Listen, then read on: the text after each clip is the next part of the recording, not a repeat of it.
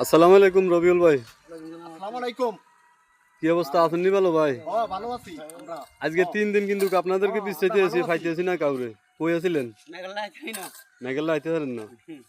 আচ্ছা যাক, আজকে 3 দিনে আপনাদের একটা টাকা টাকা আসছে আমার কাছে, ওই টাকাটা নিয়ে আপনাদেরকে পিছাইছি, ফাই নাই। রবিউল, গিয়াসউদ্দিন, ব্যাপারী বাড়ির ফুকি, বাসু, আলতালি বাড়ির বুবি, এই 5 জনের জন্য 2500 টাকা, আরও একটা খাতে আছে 1000 টাকায় 3500 টাকা আমার কাছে আজকে 3 দিনেই পড়ে আছে। আমার গ্রামের এক প্রবাসী ভাই টাকাগুলো তোমাদের জন্য পাঠাইছে। আল্লাহ দিত। প্রবাসীর জন্য দোয়া করো নি? আল্লাহ আল্লাহ মদিনা শরীফ নেক, আমিও রবিউল্লাহ দোয়া করি। আল্লাহ আল্লাহ মদিনা শরীফ নেক। আচ্ছা ঠিক আছে। এলো রবিউল, তোমার 500 টাকা। গিয়াসউদ্দিন লাও, তোমার 500 টাকা।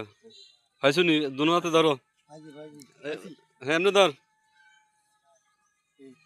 500 পাইছো নি? যাক, এখন প্রবাসীর জন্য দোয়া করি, হ্যাঁ, যাতে আল্লাহ ওরে ভালো রাখে, সুস্থ রাখে এবং তোমাদেরকে আরো বেশি বেশি সহযোগিতা করতে পারে। আচ্ছা ভাই, দিমু এটা চেঞ্জ করে। এরপরে আর যারা আছে আরো বিভিন্ন প্রবাসী আমাদের গ্রামের বা আশপাশের গ্রামের, সবাই যেহেতু তোমাদেরকে সহযোগিতা করতে পারে, সেজন্য সবার জন্য দোয়া করবা, ঠিক আছে নি? সবার জন্য। আচ্ছা ঠিক আছে। এখানে উপস্থিত আছেন আবার ওই আমাদের পার্শ্ববর্তী গ্রাম সিকুটি আর রূপম। তো রূপমের জন্য যদিও আমি আগে সহযোগিতা চাইছি ওনার ব্যবসাটা বড় করার জন্য বা ওনার সহযোগিতা করার জন্য, ওনার পরিবারে উপার্জন করার মতো কেউ নেই। ওনার বাবা ছিল, ওনার বাবাটাও মারা গেছে, এখন ওই মোটামুটি প্রতিবন্ধী। উনি রাজাপুর বাজার তরকারি ব্যবসা করেন, ওনার ব্যবসা একেবারেই ছোট।